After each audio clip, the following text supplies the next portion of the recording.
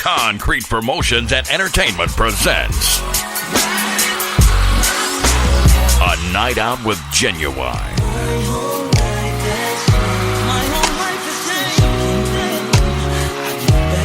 Up close and personal, ballroom style. Friday night, November 17th, 7:30 p.m. Concrete Entertainment Complex at the Shaw Center, 1 Feinberg Way in Brockton, Mass. General admission, standing room only, with VIP seating, VIP bar and finger food, and plenty of parking available. Genuine is coming to Brockton, the city of champions. Friday night, November 17th, 7:30 p.m. Dress codes enforced. No sportswear allowed. Get your tickets now at concretepromotions.com, the Shaw Center, Brockton, and eventbrite.com. More info at 617-391-7181, extension 192.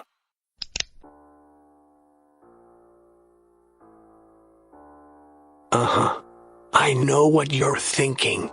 Is this the booth, drafting the circuits, three-way theater, or the Kevin Jackson show? Well, to tell you the truth, in all this excitement, I kinda lost track myself here on Whoobazoo.com. So, do you feel lucky, punk?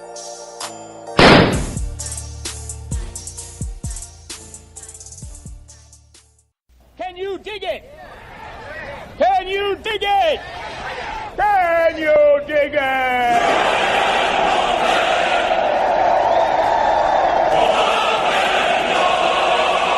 This is blasphemy. This is madness. This is the booth.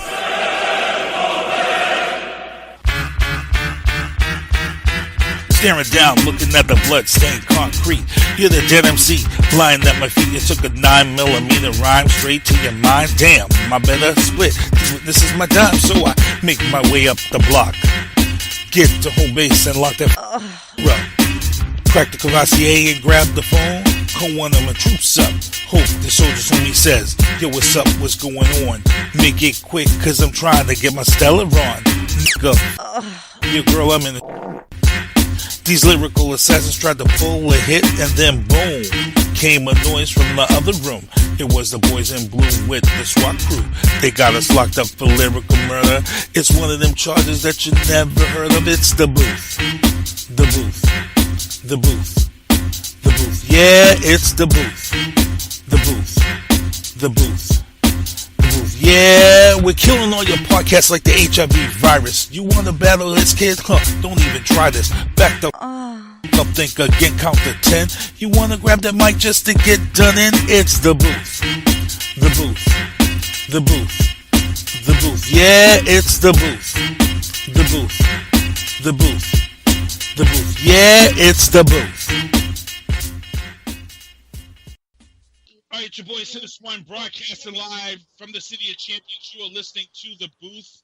It is October 3rd, and we are rolling along here. We got a great show planned for you tonight. We got Z-Man, our special guest in the house tonight. He's going to be hanging out with us. He's actually going to be passing that torch off to R Squared.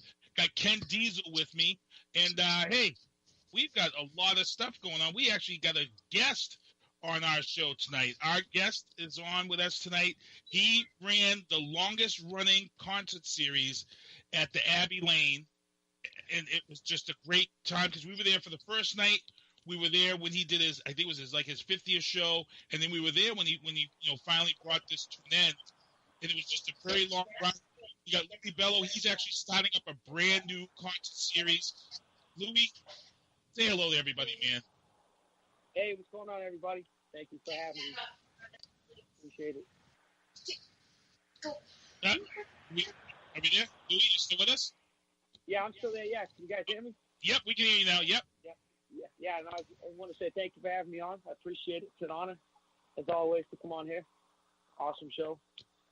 No problem. And you know what? We've been following your career for a long time. And for those who don't know Louie started out, he was kind of an R&B guy, and now he's found this little niche where he's kind of moved into that country genre, that hybrid genre, country and R&B.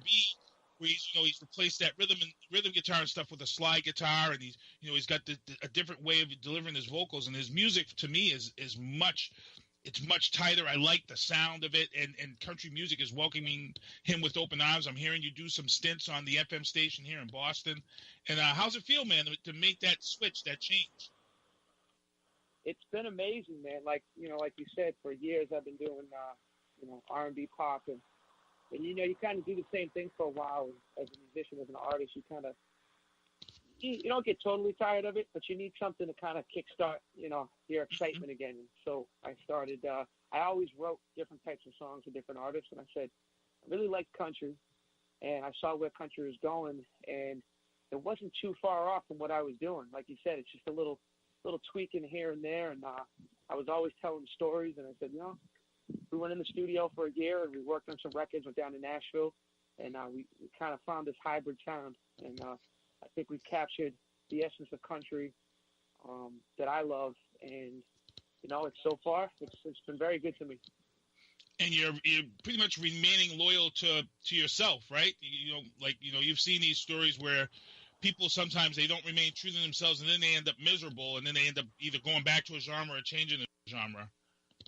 Yeah, that was the thing. I was getting unhappy, kind of like doing the same stuff, and I wanted to do something different, but I didn't want people to think, it had to be a non-gimmick. It couldn't be gimmicky. It couldn't be like, Louie Bello was doing country, and I started talking with the twang, and I had to find a mid-ground. I had to really research and listen to country records and really get into it and become a fan again of country, because I've always loved listening to country, but I really wanted to make sure I was capturing that essence so that my new fans would appreciate me, and my old fans would still enjoy my music. Right, correct. Now, you've been in this game a long time. You've changed this genre, but there's something I got to ask you, because you are a music artist. You've done shows all over the United States. You've done many events. I've seen you do packed houses here in Boston, and, we've had this tragedy in Las Vegas, and, we've got over close to 60 people's lives lost. We've got over 500 injured. And the question I have to pose to you, and a lot of people don't realize this, that this story in Vegas has a Brockton tie to it, because Jason Aldean's first concert ever was here in Brockton at the Rock Stadium. He says that he owes the city of Brockton his career as far as being on the road concert-wise, because that's where he kicked off his first concert ever, was here at the Rock Stadium, and it was a packed house. And we got to ask you this, man. Put yourself in his position. You're there. You've got 19,000 people, and this tragedy happens. And it's also happened to Ariana Grande just a few months ago over in England. How do you, as an artist, bounce back and take this and not let it deter you from doing live shows, or just continue? What do you do? Do you step up and just give your all and help those victims? And it's got to be tough waters to navigate emotionally, physically. How would you handle that? Man, that's a tough one, because I've watched that video of him running off stage like a million times in the last 2 days, and my heart goes out to all the people. And I was thinking about him and thinking about, what would I do? I don't know what I would do, to be honest with you, because that doesn't happen every day, and I'm sure, as an artist, I think as humans, we compartmentalize things anyways. And I think it's just like when somebody passes away, I think that, eventually over time, a lot of people mentally move on. But I think as an artist, of course, you want to help out who you can help out from that situation, because it's just such a horrible thing. And I think eventually, he may not get back on the stage tomorrow, but he's going to get back on the stage, because that's what he does. That's who he is. And that'll be his way of healing himself from what he saw, and then helping others. Yeah, I remember Ariana Grande. Actually, Ariana Grande, I think she took like just a few weeks off, but they were right back at the scene of where the tragedy happened, and she put on a big concert and raised a ton of money. And I feel that, to me, is probably the right thing to do as an artist, is to just don't let it deter you, because then the terrorists have won, and you just get right back out there and you do what you can to help those victims who are living, that are going to have to deal with this. It's it's just a real tough situation. So I'm just real glad you were able to answer that question for me, because you were in my thoughts about that when I saw that today. So I'm glad you were able to answer that. So let these people know what's going on with you, man. What's going on with the hotel and all this stuff here in Boston.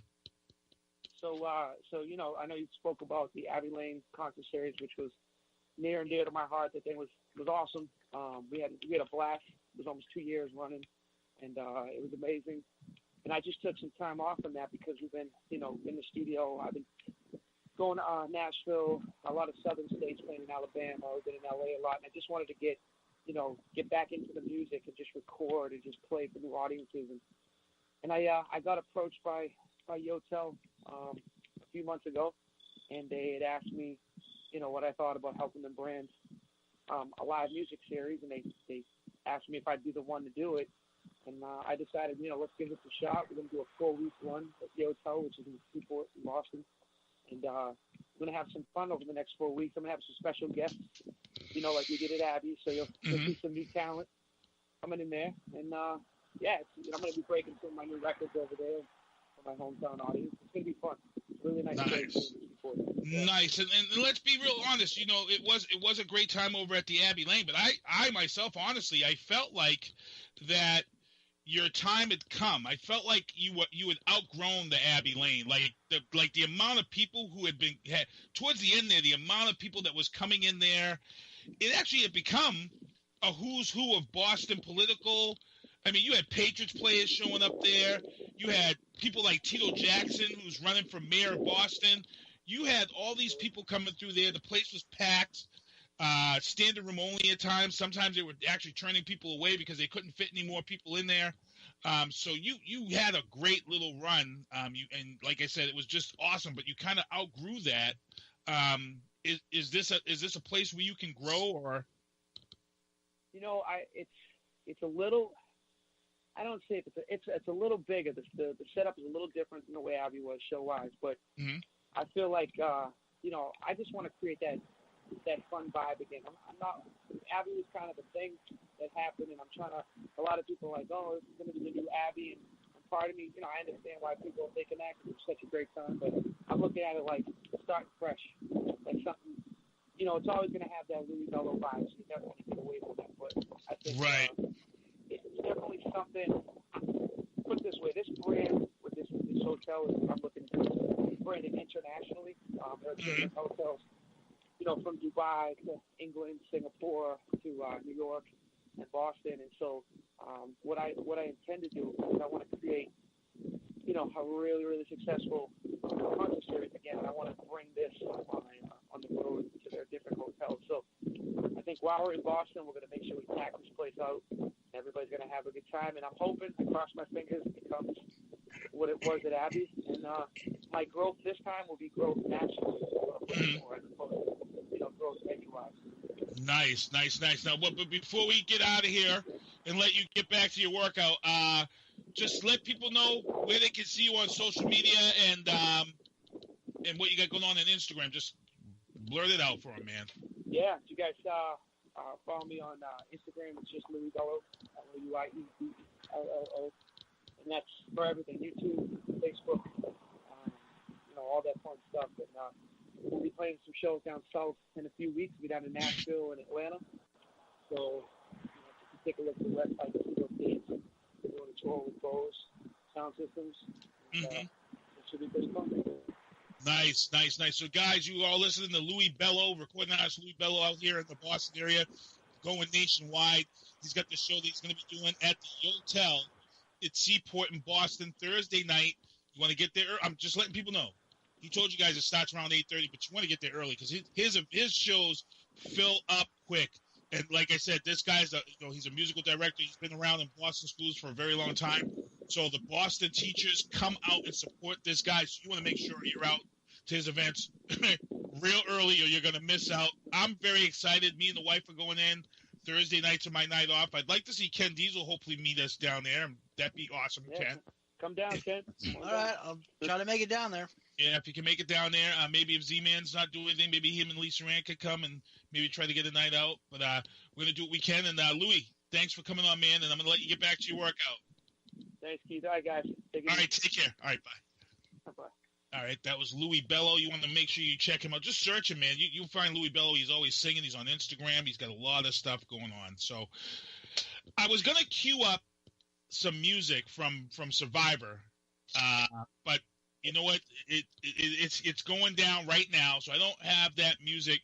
So I think what I'm going to do here, we're going to get real official. Z-Man, you still with us? Yeah, I'm here. All right, I'm going to just mouth it and do it by mouth and do some type of pass the torch music, and we'll let each guy say some words. So hold on, here we go.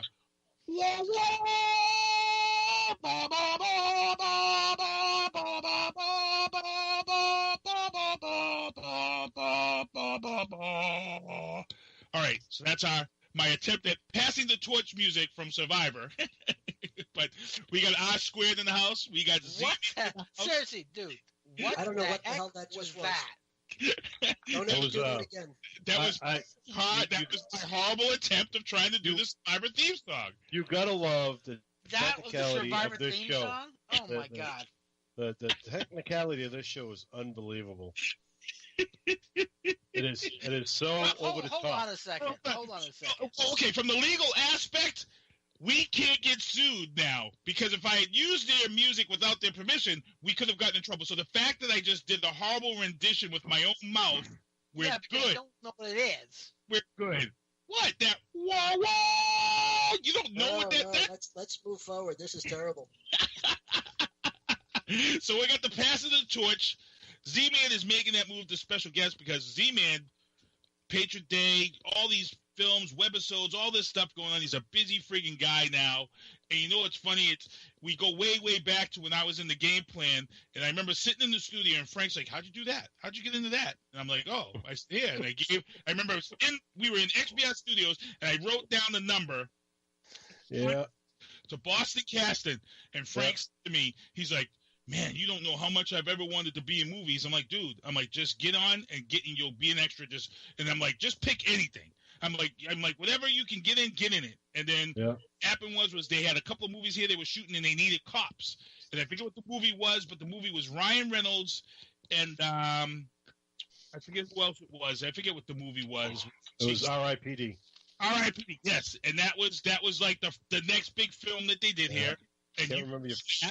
And you got on that because they were looking for police officers, and then it just went on from there. And now Frank is doing all this stuff. He's now in the union, and it's time for him to pass the torch to R Squared. R Squared has been filling in for almost a month, and you know what? We were like, man, this guy's good, and we're like, but we need that third guy. And Frank's been busy, and you know what? We said, let's just make this move, and Frank's got to come on as a special guest, and we can get all these scoops on movies and things like that and get red carpet walks and stuff. So I said, it's time for us to let Frank pass that torch. So we went, and here's the funny thing. We went from a Brockton police officer to a JAG officer. Not only do it's like we stayed in that same realm legally, and it's like, you know, it's like we're still staying in-house, you know, with what we're doing here. So I'm going to let Z-Man, resident caveman, pass the torch to our new guy, R Squared, the JAG officer. Frank, I'm going to let you say some words, and then he can receive it from you afterwards. Yeah, what I'm going to say is, you know, if I had feelings, I'd be tearing up right now, but I'm not. I don't. And you know, I appreciate everything. I mean, the show's great, and what you didn't say, Keith, was that you set up my Boston Caston and gave me a password because I am a horrifyingly procrastinator, and I don't do. It takes me forever to get something started. So you started it for me. That's right. Yes, and then all I had to do was click the events when they came up.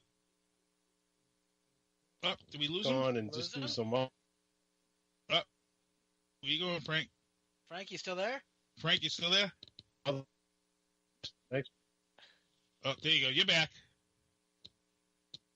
Okay. Oh, all right. So anyway, what? Am I buzzing out or something? You were, yeah. You kicked out now, in and out. You're good now. All right. Am I good? Yeah. I mean, you know, I won't move. I'm going to sit still. So, I mean, so I'm a horrid procrastinator, so it takes me forever. So thanks for that. R Square, you get you got one hell of a something going on. I'm at a loss of words right now, but good luck to you with these two fools because it is unbelievable. If you can get a word in edgewise from without being cut out by Ken, then you're doing all right. So that's great. Because I think Ken likes to hear himself speak. I think it's that lawyer in him. He likes to hear himself speak. So if now, you can what get a word makes you in say that? I never talk. See, this is me passing the torch to you, and what's happening? The lawyer has to speak up. So anyway, You walked right into that one. So anyway, good luck, dude. Now, all honestly, this show's awesome, man. I hit both of you guys up earlier because I was like, dude, don't forget about me. I can come on every so often. You know what I'm saying? I'm not busy every Tuesday night, and because this show's a lot of fun, man. The show's a lot of fun. And we've done some great stuff over the years. We were able to go down and check out the PBR. We actually went down and did a weekend at the PBR and learned a lot about how things are done and how they bring the bulls in and raise them so they can do this. And then what we also realized was that a lot of these PBR riders were freaking little midget guys. They were all small dudes with the exception of the champion at the time from Brazil. He was the tall guy, but we went to their after party, and again, these guys could drink too, and they're little guys. Oh yeah. So, they're all cowboys, man. They're all real cowboys. That was so cool about it. Mm-hmm. All tough guys, man, and it was these are the things I'll never forget, man. It was great, Even coming up with the show name, when we were wondering what we were going to do with the show, and just coming up with the show and the whole concept of the show, which is a bunch of guys sitting in a booth just talking about everyday crap, and just letting people just listen to us, spew whatever we're going to spew. It's a lot of fun.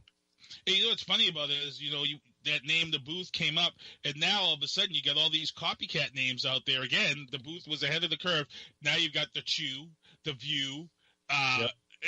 They're all out there now. So, and it's all pretty much almost the same thing. So I've even seen them do like a type of an Ask Z-Man type deal thing, where they ask and some guy just off the cuff gives some stupid thing, and I'm like, well, whatever, I was like, should have fucking trademarked that. I missed out on that one. Well, nothing's changed. Nothing's changed. I got to go edit the F-bomb out now. The Booth proposes and the universe disposes. All right, so and by the way, Z-Man, I'd like you to know that we have not forgotten about you here at the Booth, and we want to keep your memory alive. So we had a special executive meeting earlier today, and we've decided we're going to install a new contest in your honor. It's called Name the Z-Man Scandal. So you're a big-time actor now, so you're going to have a scandal at some point, We don't know what it is. So we're going to ask our listeners to call in with what scandal Z-Man will first hit TMZ or whatever. And the listener who comes closest to the actual scandal, we're going to make a donation to the Wounded Warrior Project in his or her name. So nice. Get busy. We want something really juicy. I mean, not, I'm trying to get the snorting, cocaine off a hooker's ass. Yeah. Or running down naked, or breaking someone's house on the couch. Something really interesting. I'm trying to do some scandalous things. It's not easy. I don't know how they do it. It's just not easy. Well, you can do like the no-name rappers do. You can go and get shot in the foot, so your name ends up on every radio station about a no-name rapper who got shot in his foot. Then everybody's like, "Who's this rapper that just got shot in the foot?" Or it worked for 50 Cent, so now every other rapper does it. This next series that I just got cast in, there's going to be talk about that. So once they see my character, there's going to be talk about it, I'm sure. Yeah, there's actually a lot of people out there who didn't even realize that some of these up-and-coming rappers who were trying to make a name for themselves didn't even realize that they have cops on the payroll where they get pulled over with no license, and they have some type of altercation, and they don't realize that stuff, some of that stuff is just orchestrated to get the rapper's name out there because that rapper's a nobody and everybody's being played and everybody doesn't even realize this. So, it goes back to like the whole Despacito song. They knew they weren't going to get any airplay being a Puerto Rican song. So what did they do? They get Justin Bieber to do some of the little bit of vocals at the beginning. Then he conveniently forgets the lyrics to the song that he's been singing forever for the last few weeks, and then it becomes a big TMZ story. It's all over the news, and then Despacito is like this number one biggest Puerto Rican song of all time on radio. And everybody's like, oh, yeah, well, Justin Bieber almost screwed it up. I'm like, no, he didn't. That was all an act. Justin Bieber did that on purpose and sent this song into superstardom. You all got played. You all got played in that matter. So you're really talking about Justin Bieber. Right. No, I'm not really talking about Justin Bieber. I'm talking about the fact of how the record companies play with your dollars and use the media for you to purchase music. Yes, but you use as an example Justin Bieber. But that's... Dude, do you know how big that song Despacito is? Dude, I don't care. I'm going to put you in a 2-minute timeout. It's huge. Business-wise, it's huge. So, I'm sorry. I'm sorry. I'm throwing the yellow flag out there. 15 yards for unmanly-like conduct.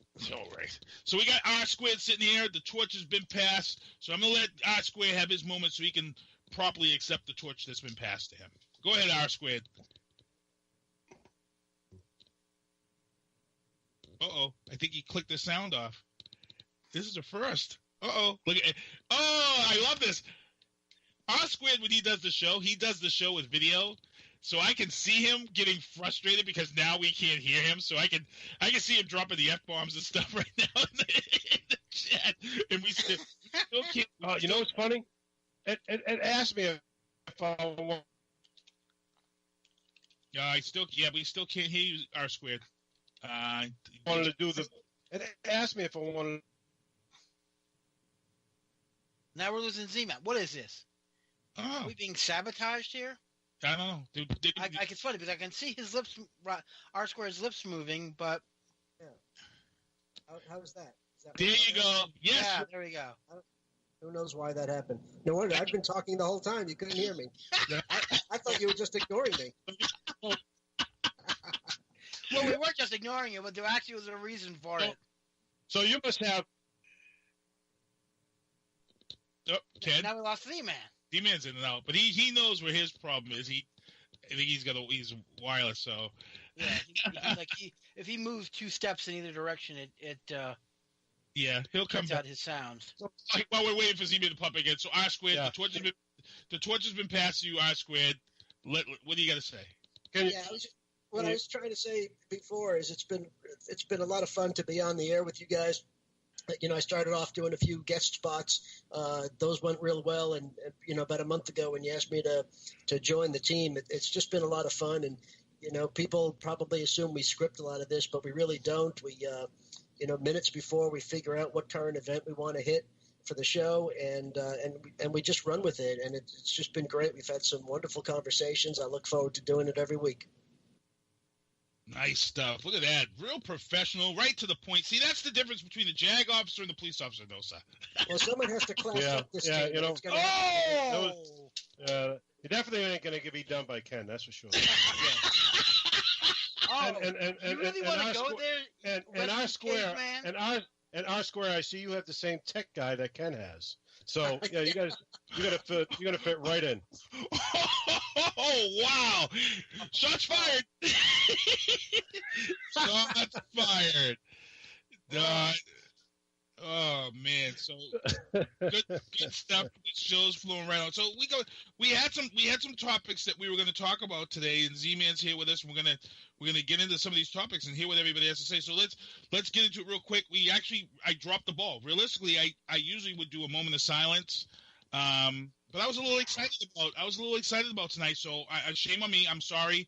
I really should have taken a moment of silence. Actually, let's just do it right now. Let's just take a 7-second moment of silence for those who lost their lives in Vegas real quick. So real quick, moment of silence, guys.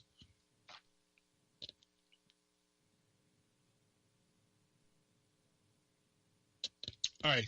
Bless those who lost their lives in Sorry I didn't get that off at the beginning of the show like I really wanted to, but I had to get it in there. So again, Las Vegas, major tragedy on Sunday night. Real tough one. I was at work, and here's the funny thing, guys. Remember I was just telling you guys last week at Logan Airport that I went to work last Tuesday night when I got off the air. I had to make sure I got off the air real quick because we were doing an active shooter drill. And yeah. How crazy is it that you go to work, and I mean, it was full blown active shoot. I mean, everybody was involved. And there's always some people when you do a drill, they say, "Oh, when is this ever going to happen?" Or "Why are we doing this?" Or "Why is this going on?" And here we are, not even a week later, boom, active shooter. I don't know how many times I heard that word on Sunday night, but it makes me realize that you have to be prepared for these things.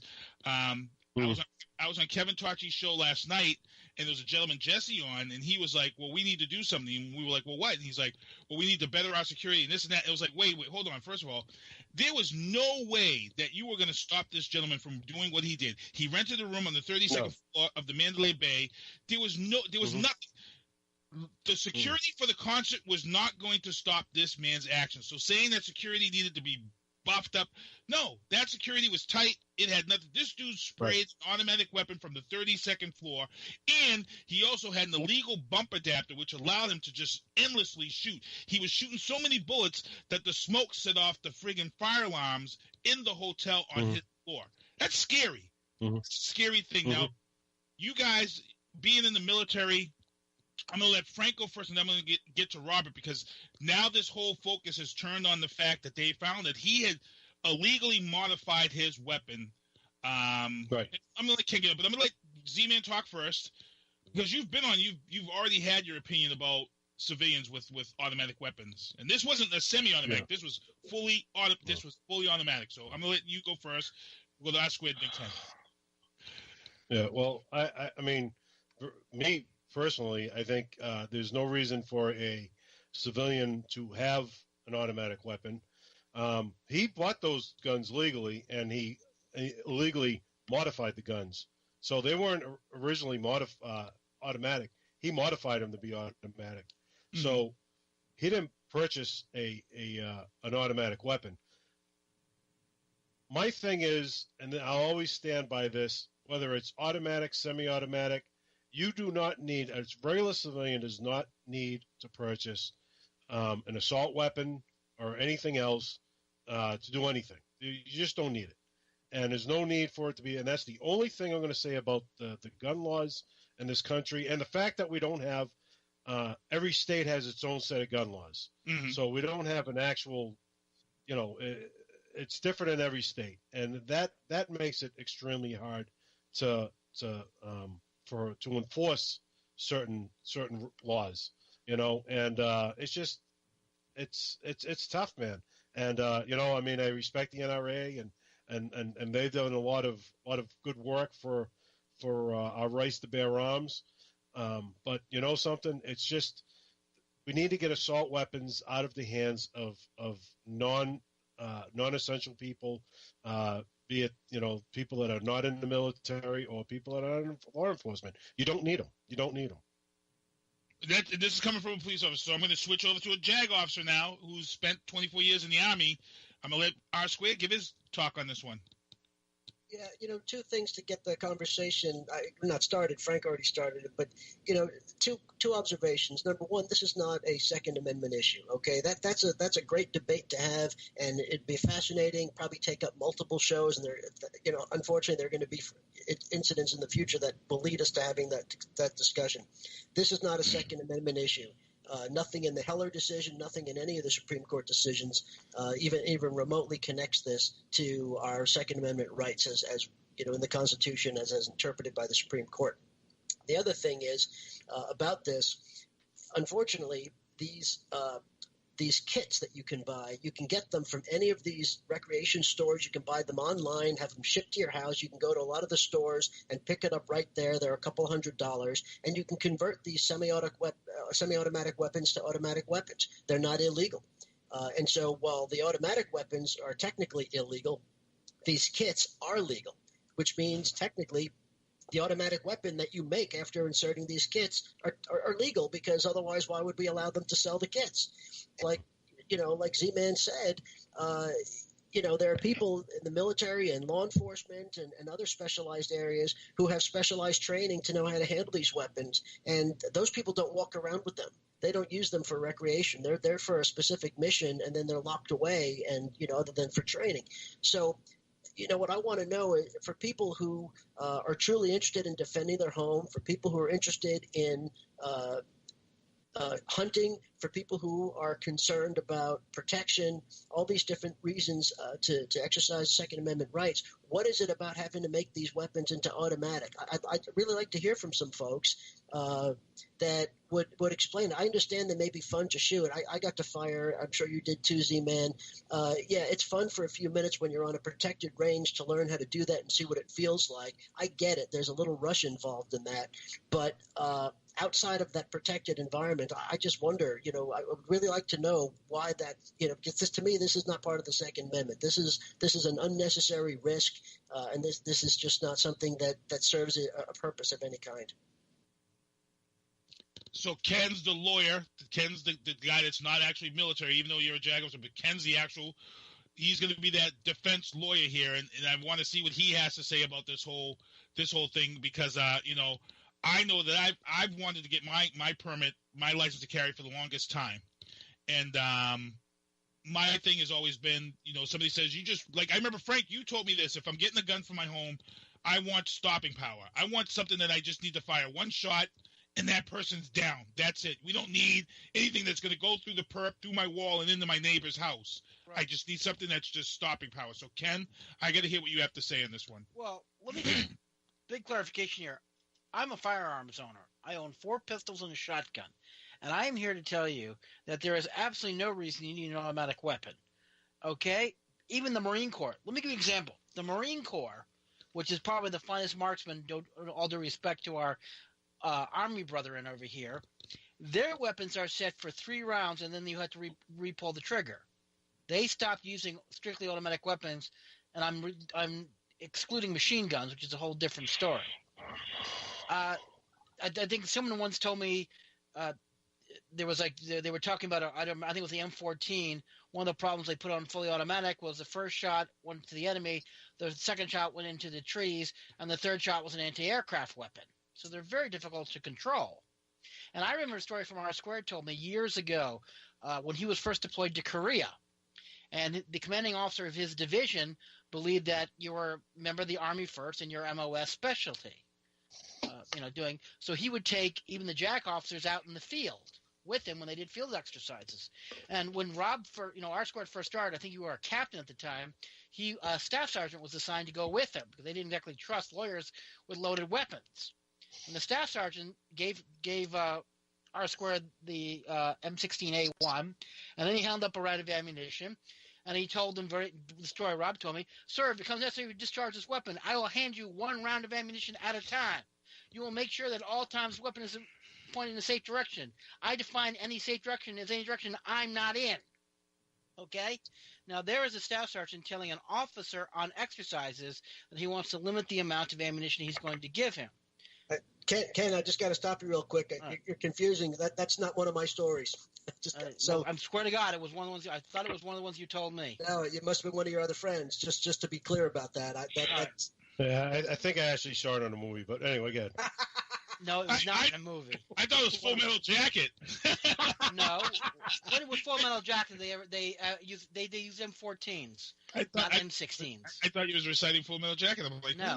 Anyway, you don't need an automatic weapon as a civilian. First of all, you don't know how to use the weapon properly. Mm-hmm. Number 2, as you pointed out, if you miss your target, you got to know where that bullet or round of ammunition is going. It's going to go through a wall, could go through a person, onto another person. Mm-hmm. And here's the other thing: under Nevada law, and this is what's really scary, it's illegal to purchase a fully automatic weapon. It is not, however, illegal to possess a fully automatic weapon, which is a bit of a loophole. Mm-hmm. So until that gentleman went to the hotel room, unpacked the weapons, and then opened fire on anyone, he wasn't breaking any Nevada law. Right. Just think about that. There was nothing in Nevada law that says you can't own fully automatic weapons.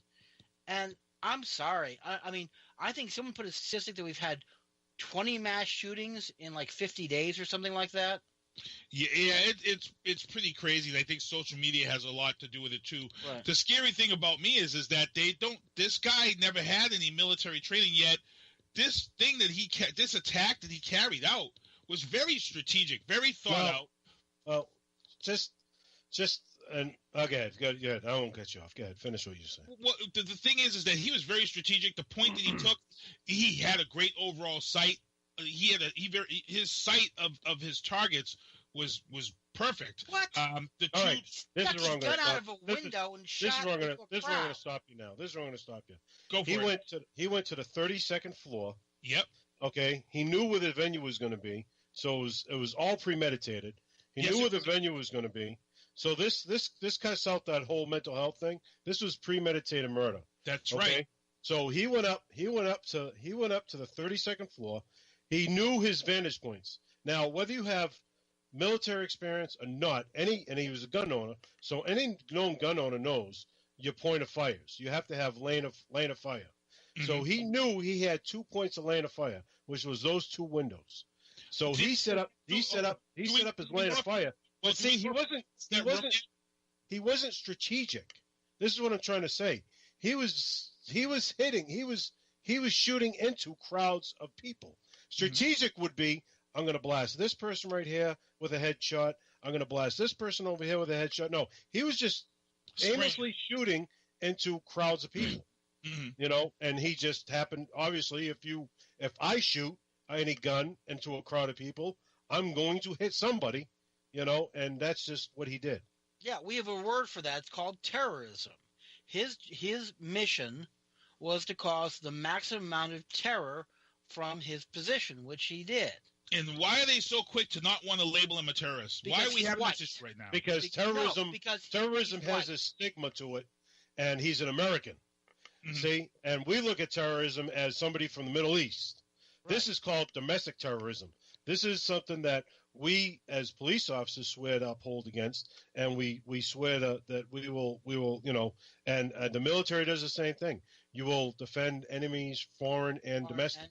This is a domestic terrorism act, and they don't want to use the word terrorism because they don't want to put fear into the people around here. Well, here's what the scary situation was. Now there were a lot more stories coming out. There were people who were at this concert who had their cars, and there were people who carried guns, and they were saying that there are now reports that there were some guys who went back to their cars and grabbed their guns and were returning fire from that point where they saw the muzzles. So the more stories that come out, this had to have been probably one of the most chaotic scenes in American history. And, it's crazy. I mean, it's just crazy that here we are again. We're only 1 year out from the Pulse shooting in Orlando. And I just, like I said, you don't want to bring politics into it. You don't want to bring up the whole Second Amendment thing. This is just tragic all around. And there's no Second Amendment right to own firearms. If you read the Second Amendment, it makes very clear distinction. They are talking about the right of states to have a militia as a counterbalance to a large standing army. That's the reason you have the Second Amendment. Because the founding fathers were very concerned about a central government having a large standing army to use against its citizens, i.e. like Britain. Mm-hmm. So the idea was that if every state had their own militia, it would act as a counterbalance to large standing armies, specifically because the officers would be chosen by the local people. And so they'd be inclined to support the local population against a foreign invader or a despot. Now we're sitting in our chat here, and I'm watching the chat, and Z-Man just put up, once again, mental health, and I remember getting into this debate before. When you have someone who plans this out the way they planned it and premeditated it, is it mental health? Is it just, or is it somebody just was fed up with whatever he was fed up and he just? Unfortunately, and they're trying to find motive, and they're not going to unless he said something to his girlfriend that went to the Philippines. We're never gonna know what the motive was. We're not gonna know if something bothered him. We're not gonna know if something set him off. His own brother didn't even know. Yeah, it was shocked. And usually you would say something to a family member, and he didn't. So I think this was, and I'm just going to say it, this was just a form of domestic terrorism. This guy, for whatever reason, just snapped, said enough's enough, and just went and did it. I mean, this wasn't, I put the mental health in there in the chat because we have an issue with mental health people and guns. We do. Getting their hands on guns. And Sandy Hook was one of them. I think that Pulse nightclub was another one. Mm-hmm. Yep. This guy was very methodical on where he had. Now, if he had just walked in through the barrier and just started popping people, and then just blew himself away, then maybe, you know what I'm saying? Because that's really, this was very where he placed tripods, he placed guns in certain areas. He knew where his lane of fire was. Yeah. He must have scoped the area out prior to him bringing the guns because he didn't just say, well, I'm just going to go to the 32nd floor. This must have been planned out, I'm sure, weeks in advance. Yep. You can request the room that you want. You can do all this stuff. So I'm sure, this was very planned out. This is an act of domestic terrorism. This isn't a mental health issue. This was very planned out to him, and he wasn't going to be taken alive. So he ends up killing himself at the end. He martyrs himself. Well, hold on. I'm going to let Square jump in here. Real quick, what I wanted to say is, first of all, I agree. I think the word terrorism is when you look at this, there's just no other way to describe it, and to deny that this is terrorism is just being intellectually dishonest with people. But that by itself doesn't answer all the questions, and it's still important to look at it. But one of the things I wanted to say on the mental health issue is they're not mutually exclusive. And a lot of times people lump in, it's all about mental health, and a lot of it is, but that doesn't make it a singular purpose or a singular problem. There's a big variety of issues that fall under the mental health umbrella. And, from people who could easily plan something like this out for weeks and execute it to great specificity and all that, could still be mentally ill because there's different types of things. There are a lot of people mentally ill that you'd never know that they were because they're fully functional. It's just they have these issues that are going on inside in their wiring and whatever. And then there are some people with mental illness where it's quite obvious and they're not able to function. So there's still a big range of possibilities within that sort of umbrella of mental health problems. To some extent, anybody that does something like this is going to be mentally ill. I mean, it's sociopathy, it's antisocial. It's not a normal thing to do. It's not a competence thing. As Ken could tell you, doing defense work, clearly that's a whole different standard, and that's not what we saw here. This guy was fully competent in everything he did in life, but it doesn't mean that he didn't have a mental illness that somehow led him to make these decisions, even though as we've been talking about, he executed his mission with really good skill and planning. Now, Frank, I got to ask you a question. I know that, Brockton does have a special task force for things such as this. People don't realize it because, we don't have these things happening. When they happen, you do see this. Now, I just want you to, I know why, but for people listening, I want Frank to explain this to people because some people were out there, they were confused and saying this and that about the officers that were on the scene. The officers who were on the scene, they wanted to enter that hotel. They knew the shots were coming from the hotel, but the police officers on the scene were told to stand down and to wait outside the lobby until the SWAT forces, the special units, could come in. Can you explain that? Because people are saying these officers should have went in. These officers went in. When you're told to stand down as a police officer because the right people have to go in, can you explain why this is and safety and all this stuff, Frank? Well, not only it's you want to stop the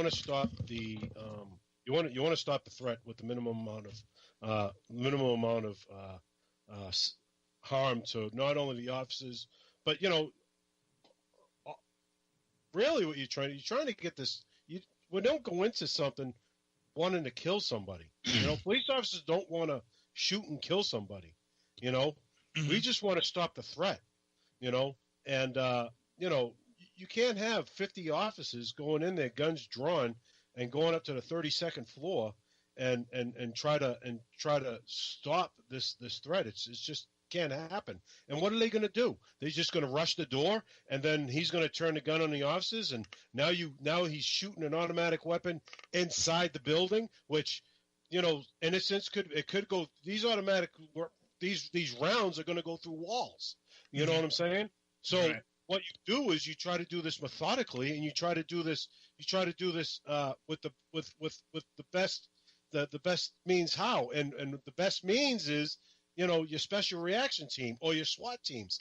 They have not only the special skill set that they train for all the time, but they also have the right tools to be able to get into that building and that not the building, but the apartment, or the, what I'm trying to say. Yeah, exactly. Yeah, no, I got you. And so, so I'm sure once they breached that door, there was a couple flashbangs. So because what you try to do is you try to distract the individual, and then you try to go in and you try to apprehend them, if you can, So the officers, telling the officers to stand down was a smart move on whoever on that, and that was the right call.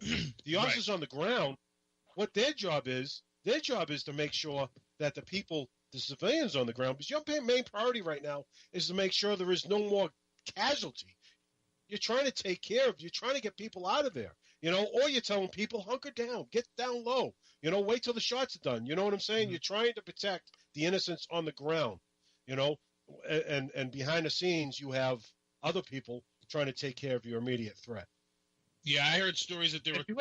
You had officers there with long rifles. I'm sure if one of them guys had a clean shot, they could have taken it, but they obviously they did not, And it's not. I'm telling you right now, the guy's on the 32nd floor.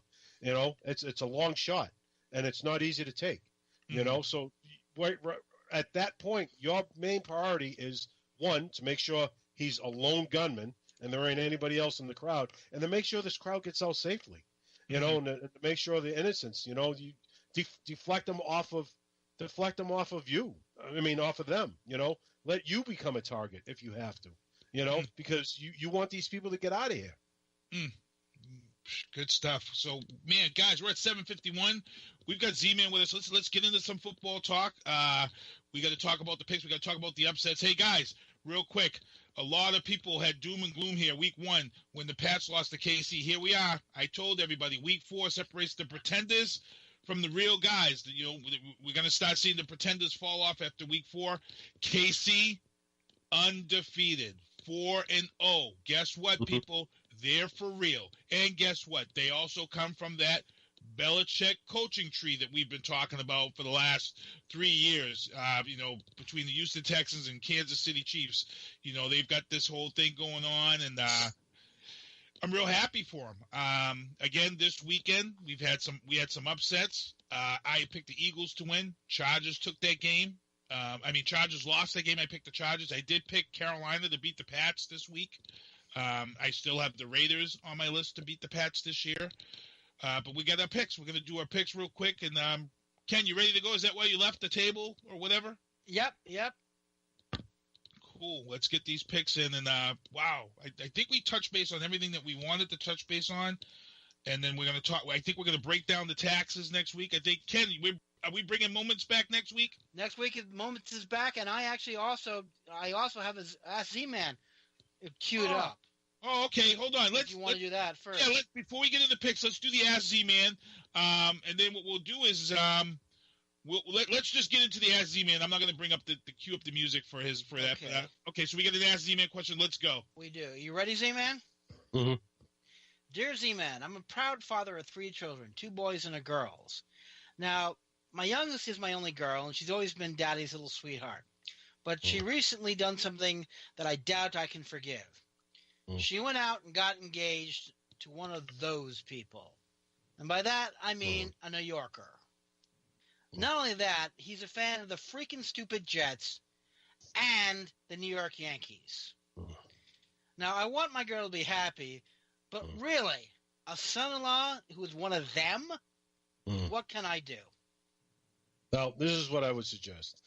We always, not only are we the strongest of the sexes, but I think we're more or less the more of the intelligent of the sexes, and that just proves it right there. I mean, she's very, she's not thinking very clearly, and women are very emotional, when they're thinking. So, we have to be the clear thinkers here. And and I agree with you 100%. Those people don't deserve our daughters.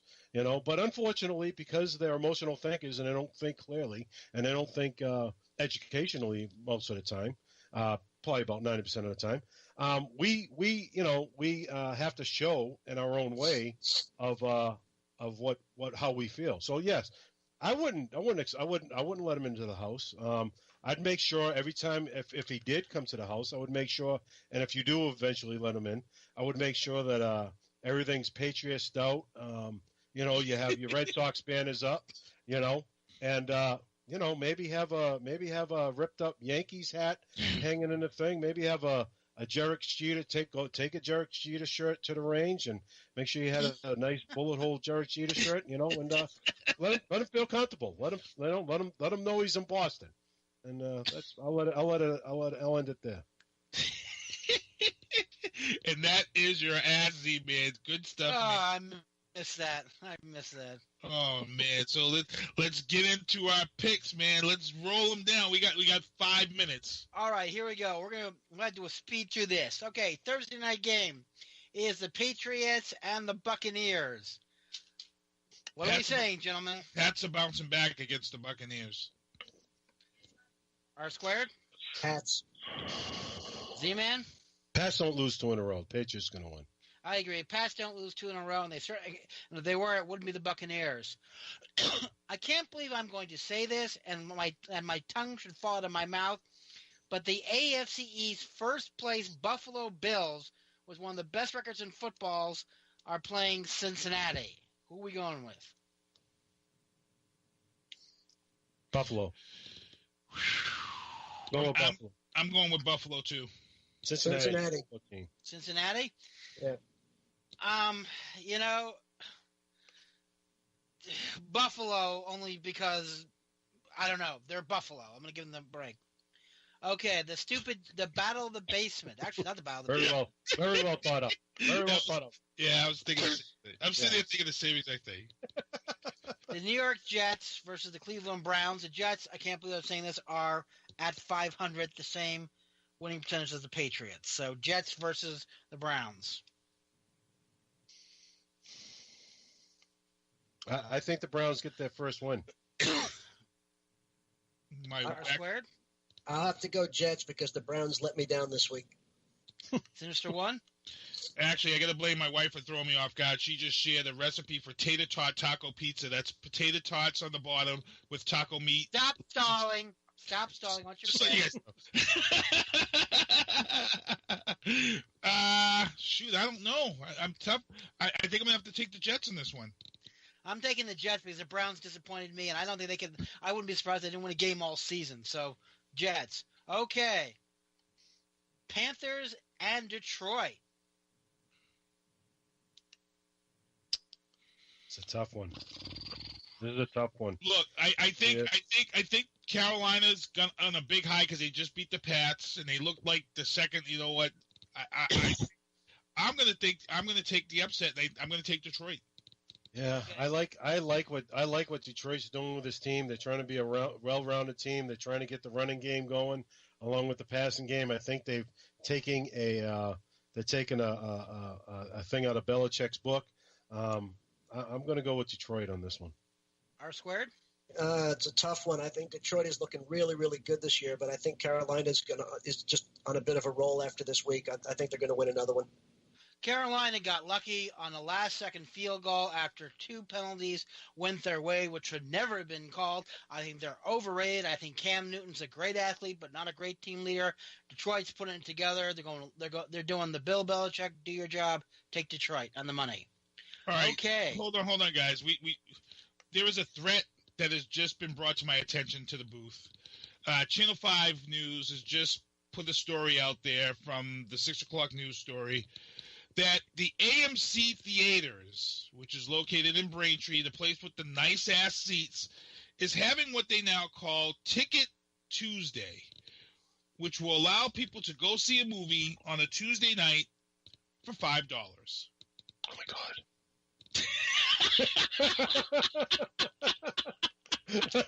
Well, you know what? You can see a movie any day, but you can't hear the booth any day. There you go. End of story. There you go. Yes! That's why we got our squid. Yeah. Be sure of my answer. Right. A man who thinks on his feet. Take that answer, everyone. Don't buy the $5 tickets. Well, if you do, go at 12 in the afternoon. Yeah, right. Yeah. Go before 7 or after 8. All right, back to the list. We're running out of time here. Go for it. Battle of the Basement. San Francisco at Indianapolis. Okay. Wait a minute. Isn't Jacoby undefeated since he's taken quarterback? No. No, he's not. No. He lost last week? Yeah, Seattle kicked their butts. Yeah, he lost. That's right. Yes, that's right. But I'm going to take Indy over San Fran again. Yeah, Indianapolis. Indianapolis. Z-Man, what do you got? I like Jacoby Brissett. I'll take Indianapolis. I really don't care. I'm taking Indianapolis only because I like Jacoby Brissett. Okay, the disappointment game. Tennessee Titans and Miami Dolphins. Miami looked real good for one game. Now they retaining canal water. Mariota's hurt, so I'm going with Miami. That's what I said. That's what I was just going to say. Mariota's hurt. He's not playing. I don't think that team does well without him. I'm going to have to go with Miami only because of that. I don't think the offense gets out of their own way. Yeah, same reason. I mean, I wish I was, but Miami's broken my heart too many times. I'm going with Tennessee. All right, the redemption game. The L.A. Chargers versus Big Blue, the New York Giants. R squared. Are your Giants finally going to show up and play a football game? Why would they start now? He's keeping it real. That's all. Keeping it real. Over the Chargers, I take it. Unfortunately, I have to do that this week. So are you officially playing for first-round draft pick? Well, at this point, that would be the smart move because it's time to draft Eli's replacement. That's right. So they give him a year or two to get ready because that's about all Eli's got left, if that much. So. And speaking of Eli, they were actually. I just saw a thing when we were talking 2 weeks ago. We were talking about who the cap problem was. New York, one of the New York papers had posted it was Eli's contract that has the Giants in trouble. That's part of the problem. Yeah, he's overpaid. Yeah, he was due like $11.9 million for this year or something like that against the cap. And that's big money. So I'm gonna Frank. I'm gonna let you pick your before me. Well, I'm only saying it because my fantasy relies on it. My number one quarterback, Drew Brees, is on the bench because he's on a bye week. So I got to rely on Eli to do something. So I'm going to pick the Giants. I hope you're right. Okay. Sinister? I'm going with New Orleans. You mean L.A.? I mean L.A. he said Drew Brees, and my mind went to New Orleans because I have Drew Brees as my starting quarterback. Okay, I can't believe the Giants. You better put somebody else in because he's on a bye week this week. Yeah, I'm sorry. I don't believe the Giants have ever lost 5 consecutive games, and I don't think they've ever started a season 0-5.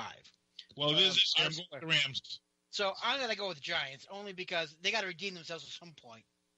Okay, the Battle of the Birds: Cardinals versus Eagles. Yeah, I'm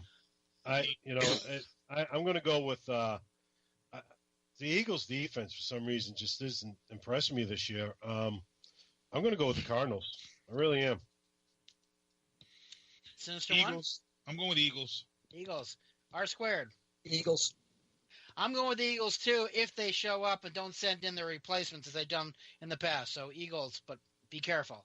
Okay, the Jacksonville Jaguars, the NFL's worst named team versus the Pittsburgh Steelers. Do we even need to talk about this one? Well, the word is out of Pittsburgh is that that team right now is divided with what happened over the kneeling fiasco. I am not sure how deep this goes. If it's as bad as the media says, I am going to go with the Steelers losing this game. If it's as bad as the media says in the locker room. Z-Man? I don't know. You know, I'm going to go with Jacksonville only because I look at the Steelers as I look at any New York team. So they're close enough. Pittsburgh's close enough to New York for me. So I'm going to go with Jacksonville. R squared? Pittsburgh, if there really is a problem, they have a great coach and he'll deal with it. I agree. Mike Tomlin's a great coach. Apparently, I think this is the problem. The locker room is overblown. Pittsburgh's got the arm and Ben Roethlisberger. They've got the defense and secondary. Jacksonville's got nothing. Go with Pittsburgh. Okay. The L.A. Rams versus the Seattle Seahawks.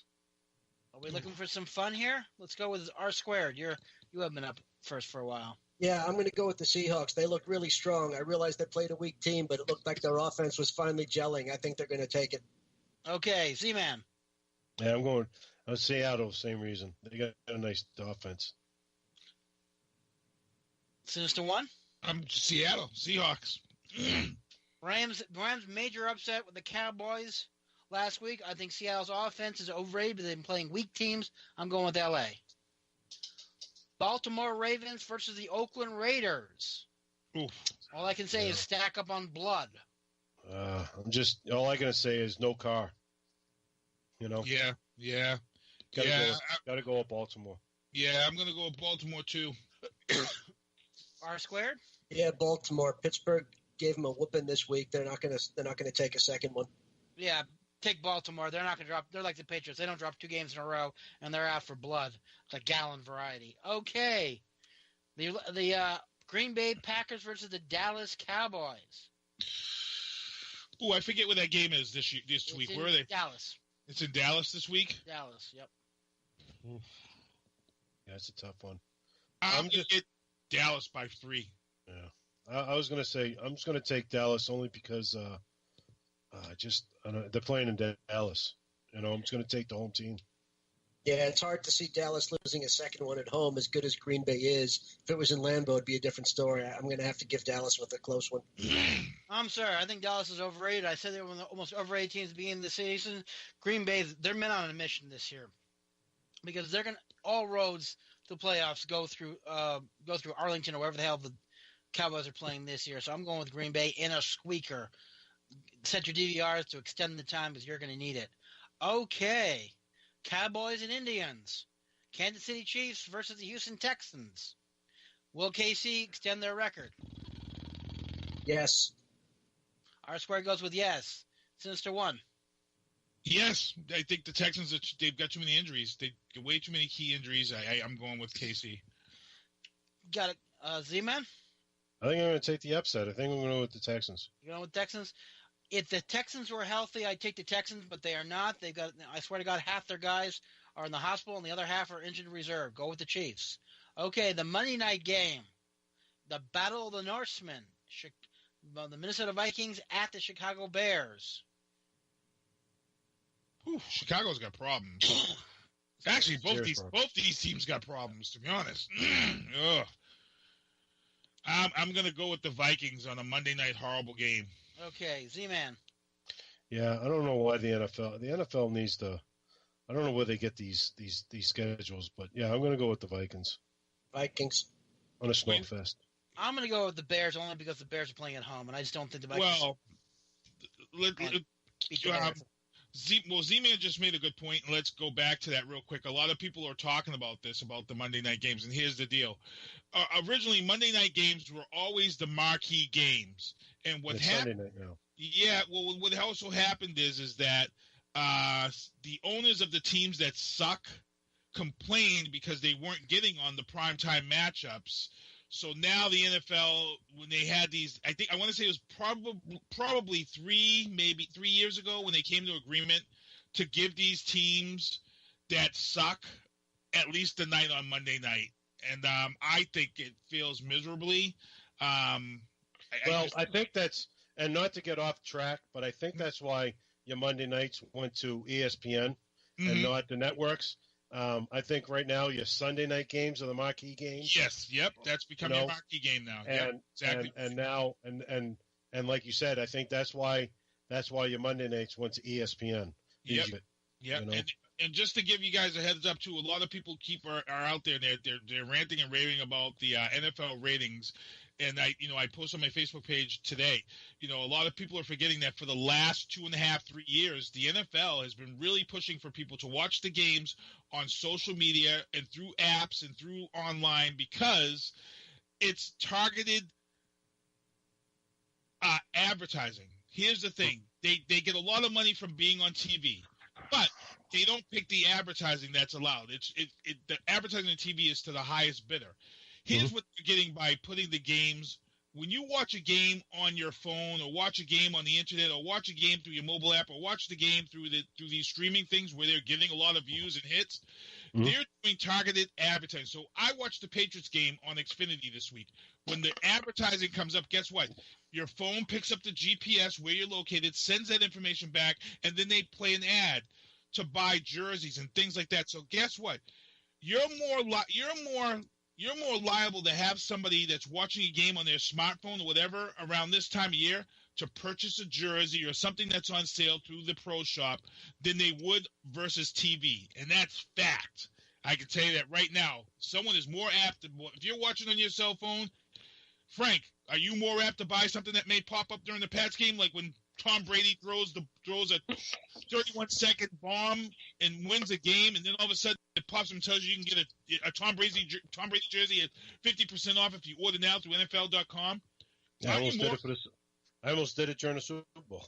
See? And guess what? They know this. The NFL knows this. They know this with all those teams because you've got 8 teams that are definitely good.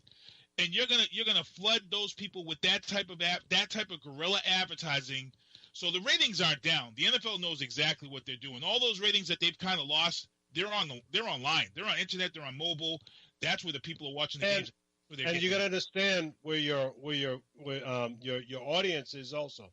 You're gearing to the college kid, that's going to watch this, hoping to watch this. And what do college kids watch? They watch on their computers. They watch on their phones. Right. They don't watch on TV. That's right. And that's why a lot of your series are now going to the web. Mm-hmm.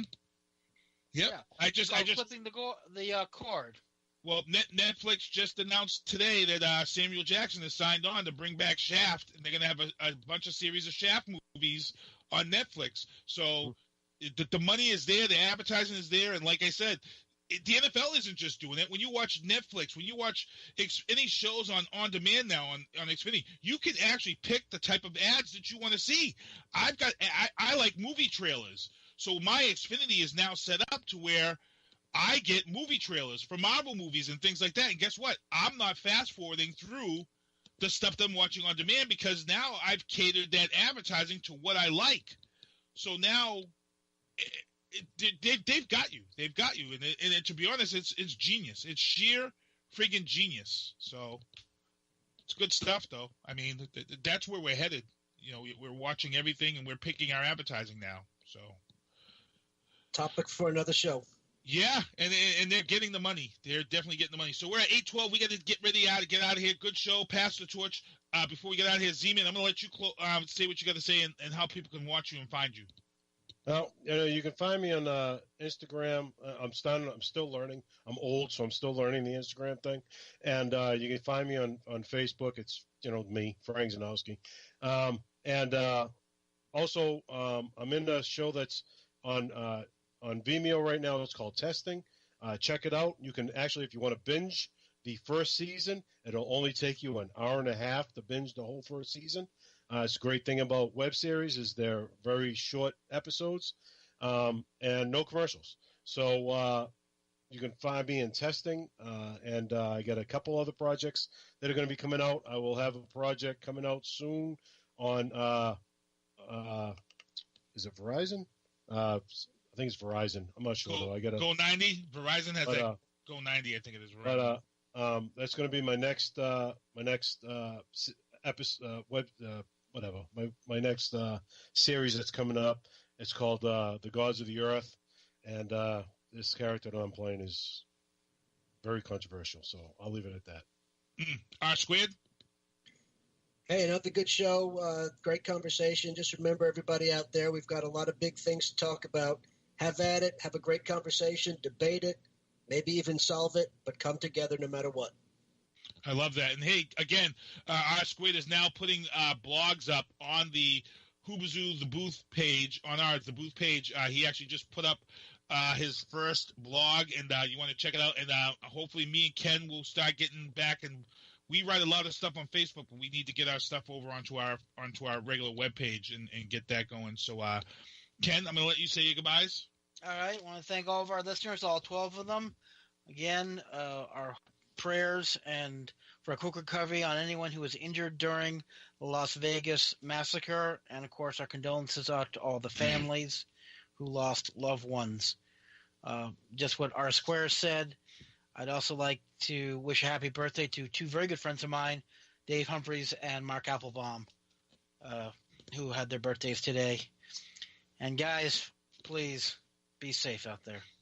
Yeah, once again, prayers and blessings go out to those in Las Vegas at this time. I got to thank Louie Bello for coming on to the show and hanging out with us. That's going to be Thursday night at the Yotel Boston Seaport. 8:30 is the kickoff for his concert series, and it's always a good time. Hope to see a lot of people down there. It's his first event for that night, and other than that, this is a tough one. This is I hate. We always talk about the Booth having to come on after tragedies, and you know what? This is a tough one. So hold on. Can I say something real quick? Yep, go ahead. You guys aren't going to put me out there like the selfish actor guy that I am. So hey, I do. Hey, yeah. Prayers going out to everybody in Vegas right now. I thought we were just talking about ourselves for a second. Hold on, no, I'm hearing it. Hold on a second. So something. People went out there to see a great show, a great country music show, and unfortunately it turned into a tragedy. So, yes, I am also sending prayers to everybody out in Vegas. Okay. All right. Closing out the show, Z-Man, thank you for coming on. And all I got to say is thanks for everyone. Prayers for Vegas. SpongeBob, do me a favor. Well, see you next Tuesday. Thanks for tuning into the booth at Whoobazoo.com. Please make sure to tune in for more Booth next Tuesday night at 7 p.m. New York Eastern Standard Time. Become a fan on their Facebook page and check out their podcast on iTunes and iHeartRadio. The Booth is a Sinister One production hosted by Sinister One, Ken Diesel, and R Squared. I've got to start hanging out with friends that are a little more intelligent and understand politics and stuff. It's just that I'm up on this level up here, and all my friends are down here. Me, nah. You guys, nah. Maybe a little more down in here. Screw you guys, I'm going home.